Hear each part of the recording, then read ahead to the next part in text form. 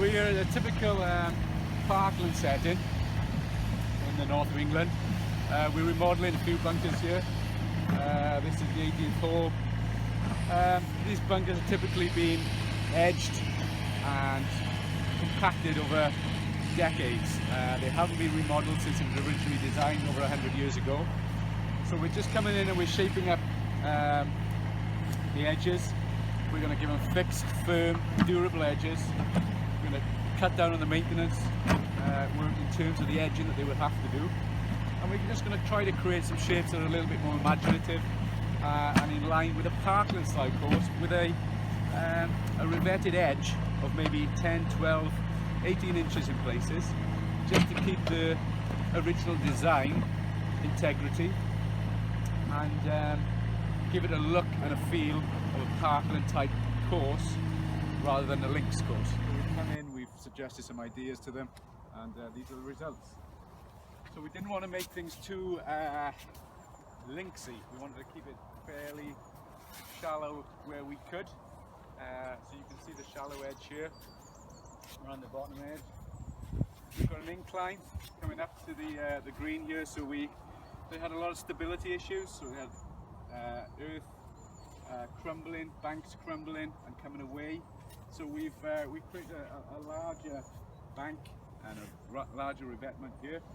We've created about a 35-degree slope with a liner, so the ball will naturally work its way back into the bunker. Shots to be played really from either slight up slope or certainly in the middle of the bunker.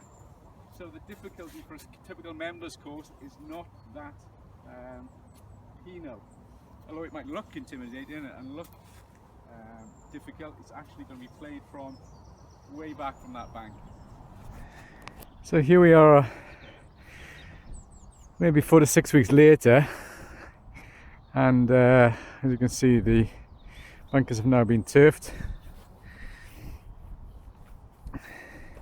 Just been cut back, and sand obviously has been put back in, so we can just barely see this back edge. It's just visible.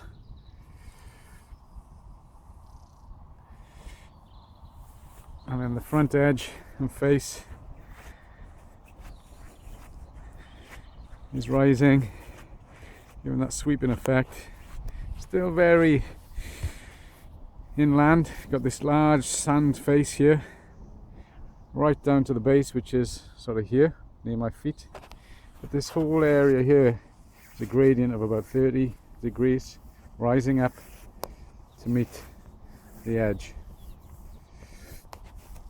Obviously this edge is now solid, stable, doesn't need any watering, certainly won't crumble, and really it's only this edge here when it grows over that might need a little strimming back with a blade or a rotivating blade. But really, apart from that occasional strimming back of the edge, there's no real need for maintenance at all. Second bunker just sitting in behind it here. Again, you've still got that rising sand flashed face, typical of inland courses, but it's now being met with a stable edge. That edge will remain fixed and in place, and the shape will just stay the same. There'll be no edging away or changing the shape of these bunkers. They're going to stay as they are now for many, many years to come.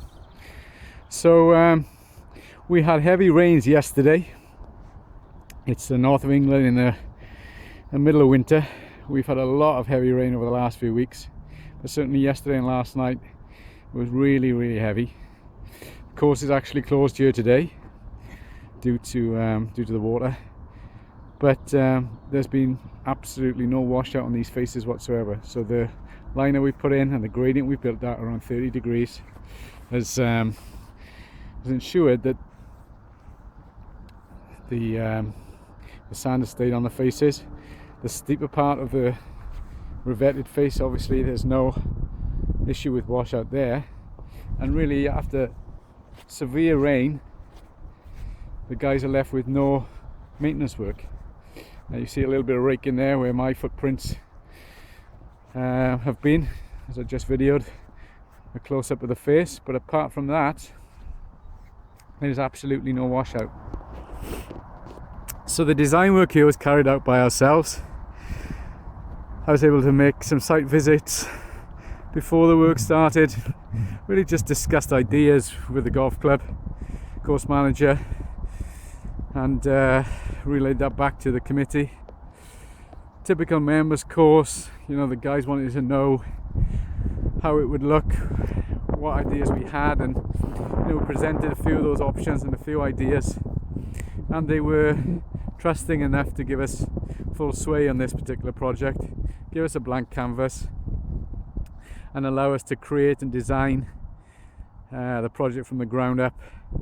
So we did that. We reshaped all 3 bunkers, really changed them in terms of shape and design. The revetted face itself, well, we're looking at about a 65-degree angle on that. So although it may look slightly intimidating, it's actually always going to be played from back here at the center of the bunker. So the gradient from the golfer's point of view is no different to what the original bunker was. Sometimes golfers will look at this and think it's more penal because they associate the revetment with steeper faces, but actually no, it's not, because the ball is always going to work its way back from that face and be played from the center of the bunker. So the actual gradient from here, this point where my feet are, which is where most shots will be played, up the slope to the top edge, is really not going to be that much more than maybe 30 degrees, 35 degrees. So no more penal than your standard turf edge bunker. And one of the objectives here was to create a space here where machinery could come along and cut right up to the edge of the bunker. These faces provide that stability. Machines can roll in right to the edge here without any fear of instability or collapsing. We've also now created an area here where machines can easily get in and out. And also, one of the objectives that we suggested was that we just create a little more room between the 2 bunkers. There wasn't really a lot of room between them originally, so we've got enough room for a machine just to come through there. So again, design with maintenance in mind, keeping the idea of what the course manager, what the greenkeeper, what the superintendent needs in terms of design.